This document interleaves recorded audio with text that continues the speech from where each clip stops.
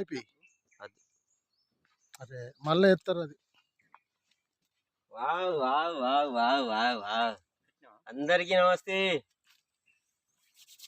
చూసిండ్రా అష్ట కష్టాలు పడి కింద పడి మీద పడి మొత్తానికైతే రాజప్ప అనే ఒక యాక్షన్ సినిమాను కంప్లీట్ చేసినాం. దీంట్లో నాకు ఎంతో సహకరించిన మన బాబు మోహన్ అన్న, సీనన్న బెల్లంపల్లి సీనన్న బెల్లంపల్లి అన్న, ఎన్టీపీసీ రామగుండం, తమ్ముడు